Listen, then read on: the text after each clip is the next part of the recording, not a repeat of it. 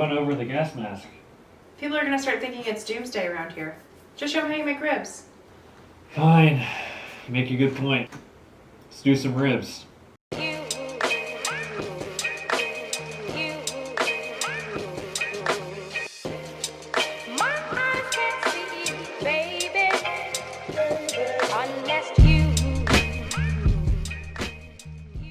Now before I teach you guys how to make these juicy ribs, I gotta get this out of the way because I know exactly what you guys are thinking. This guy's not 350 pounds. How is he gonna teach us how to make good barbecue? Now who's to say that I was mentored by a 350 pound guy? Just gonna take a few years before I get to 350 pounds. Plus, come on, I got black gloves on. So now that that's out of the way, let's go ahead and get started. All right, so the first thing we're gonna do is just use the standard yellow mustard as a base. Not a lot.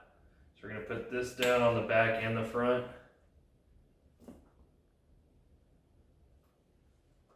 And then we're gonna rub it in.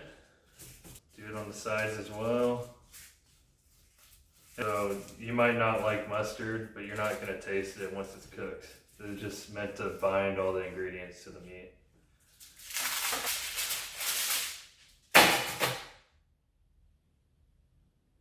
Screw it.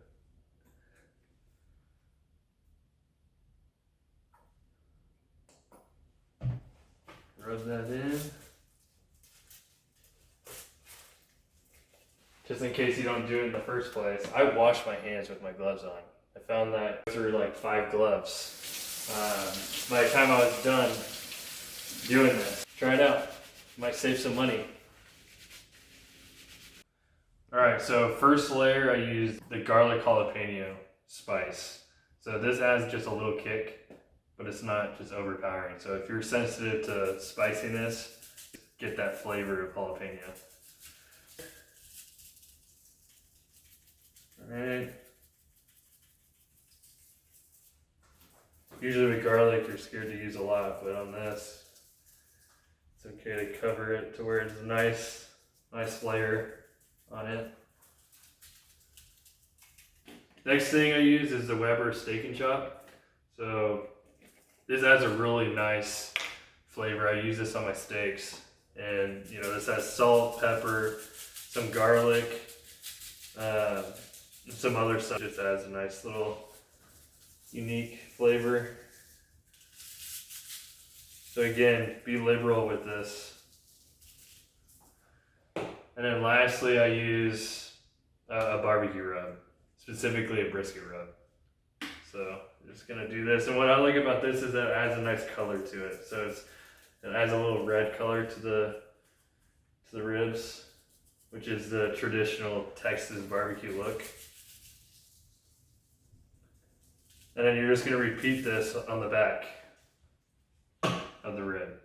You're gonna gently press it all in, and then I'm gonna do the back side.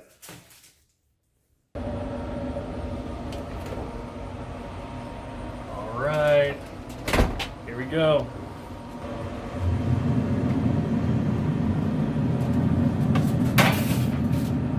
This part's almost just as good as when it starts smelling really good.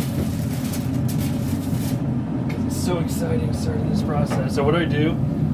I'll squish the bones together like this. All right, and that way it's just meatier once it starts cooking. So we're gonna close this. We're at 275 degrees, and we're gonna check on it in an hour, and then we'll report back after that.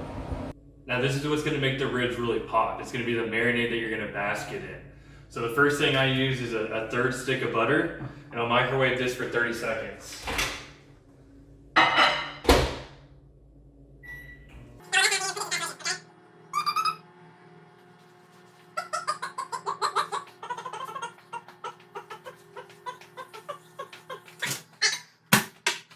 All right, we're back. So now what I'm gonna do, forgot this. So add some sweetness by adding some of the apple juice.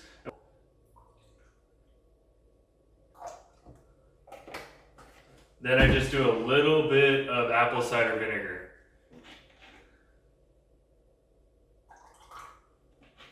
You don't want to get carried away with this because it'll make the marinade really bitter. Next thing is going to be my favorite, the jalapeno garlic. And you got to be careful with this. It's going to make you cough. So in this season with COVID, you don't want to do this around other people that are paranoid about this virus. Like in the beginning of smoking barbecue, I was always worried about doing too much ingredients, but when you're working with so much meat, it's gonna absorb it all. So next thing is gonna be the 5 pepper, 5 salt. This is really good. It adds a little bit of chunk to it. And also, if you want a little bit more bark on your brisket or your ribs or anything like that, put this as a last layer before you put it on the smoker. So add this. Just do about 5 shakes. And then this is a nice little kick that I like. So I like adding cayenne pepper. And you're gonna mix this all up. So we're done with this. We've got about 10 more minutes left before we need to take it off the smoker. And at that point, we'll put the marinade on and we'll wrap it up. Now here's a little trick. So it's ready to come off. If you can rub the rib and nothing comes off. All right, so this is ready. So it's been about 55 minutes. So we'll take this off and then we'll wrap it up and baste it. So right now, what I'm gonna do, I'm gonna get some aluminum foil. This is the only time I use aluminum foil with my barbecue, with ribs. So I'll pull out a bunch. And what I like doing is stacking 3. And I'll put some of this on the bottom.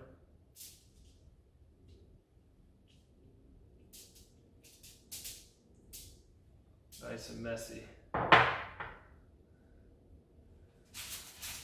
Pull this over here. And I'll just baste it here. What do you think, babe? Is it making you hungry? Smells good. You should get to help. Perfect timing. So you'll wrap this up tightly. Now we'll bring it to the smoker. And typically it takes about 2 hours after this. And I'll show you how you know when it's done without using a thermometer.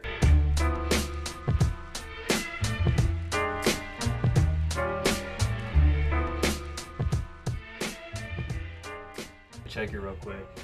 And the technique to know if it's ready is when you stick the thermometer in, then it feels like butter putting it in. So you don't want any resistance. And typically that's going to be about 200 degrees. So this is pretty soft. It's reading 208, so it's actually ready. So we can take this off and heat her up.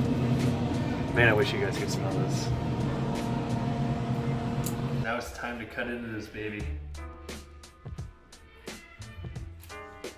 Oh man, it's just, wow, this is just,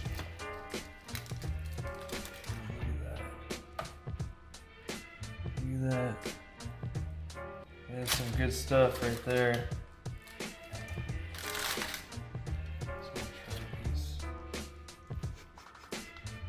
Oh my gosh. Good. Looks good. I'm just saying that. No, I know. You sound like a real pervert. Oh yeah. Oh, he's ready. Look here.